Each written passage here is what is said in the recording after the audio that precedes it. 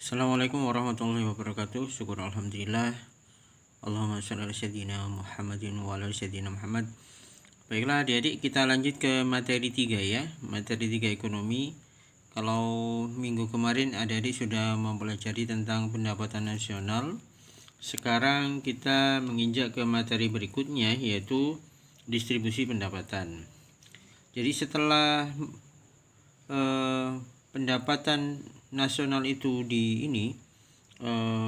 dicapai, maka selanjutnya adalah pemerintah harus memikirkan bagaimana pendapatan tersebut bisa didistribusikan ke seluruh rakyat Indonesia agar yang namanya pemerataan pendapatan itu bisa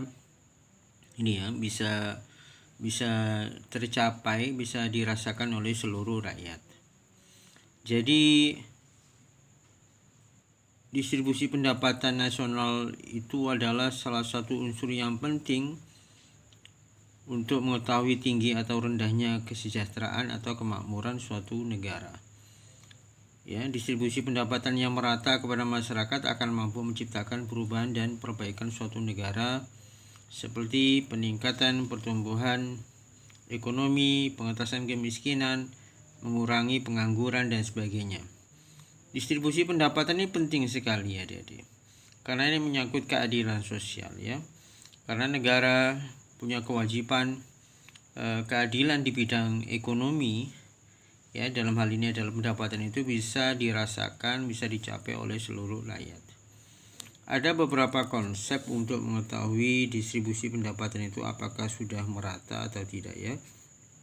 Ada beberapa kriteria atau tolak ukur untuk menilai kemerataan distribusi pendapatan. Ya, salah satunya dengan memakai kurva Lorenz. Ya, kurva Lorenz ini bisa dijadikan patokan untuk menentukan merata atau tidaknya distribusi pendapatan.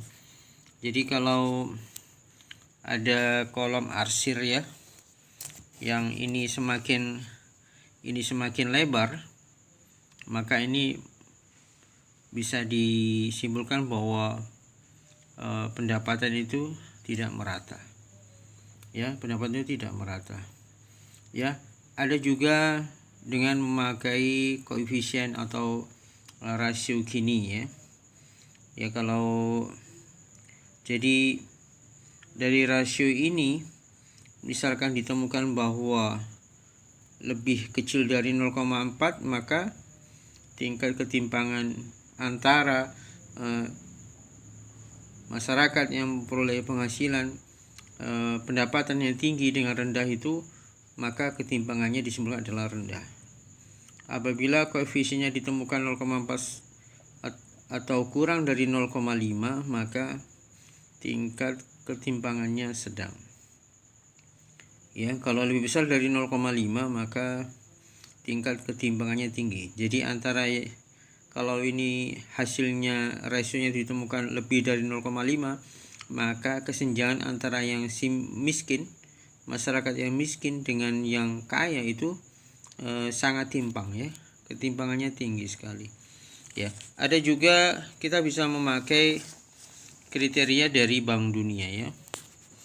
Kalau dari Bank Dunia itu misalkan distribusi pendapatannya antara kelompok 40% penduduk termiskin, pengeluarannya kurang dari 12%, maka dari seluruh pengeluaran, maka tingkat ketimpangannya atau kesenjangan adalah tinggi ya. Kalau 12% sampai 17%, maka sedang. Pengeluaran kelompok 40% penduduk termiskin itu misalkan lebih dari 17% dari keseluruhan pengeluaran, maka disimpulkan tingkat kesenjangannya rendah. Yang perlu kita capai adalah di kisaran sedang sampai rendah ya, karena di situ akan terwujud yang namanya keadilan dalam bidang ekonomi ya. Itu bisa tercapai.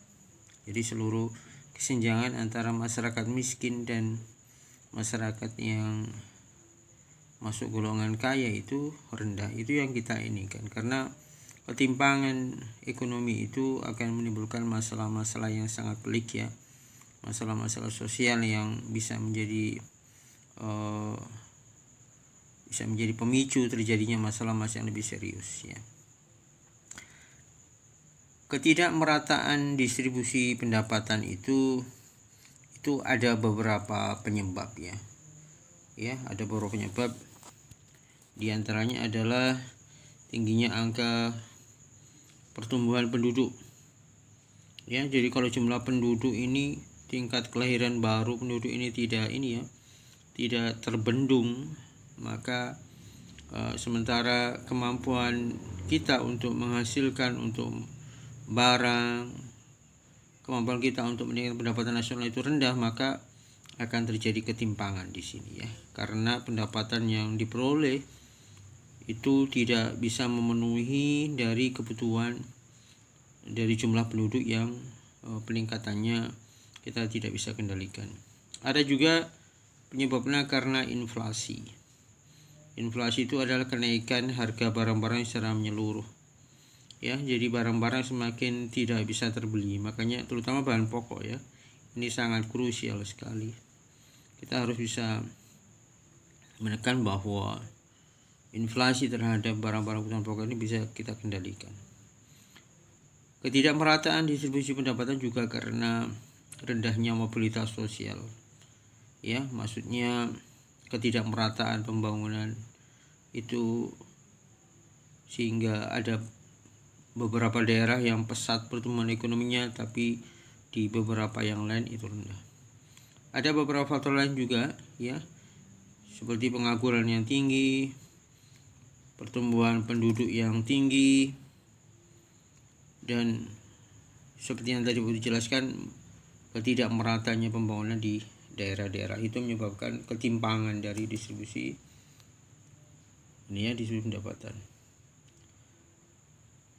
Ketidakmerataan pendapatan spasial ya, kalau tadi ketidakmerataan pendapatan nasional, sekarang ketidakmerataan pendapatan spasial, yaitu ketidakmerataan distribusi pendapatan antar lapisan masyarakat bukan saja berlangsung secara nasional, akan tetapi juga terjadi secara spasial atau antar daerah ya, yakni antara daerah perkotaan dan pedesaan. Jadi kecenderungan bahwa keterlambatan pembangunan di daerah pedesaan itu akan juga memacu terhadap terjadinya ketimpangan, ketidakmerataan distribusi pendapatan. Jadi harus diseimbangkan. Bagaimana daerah-daerah yang yang masuk ke dalam itu pembangunan nasional juga dilakukan secara baik ya.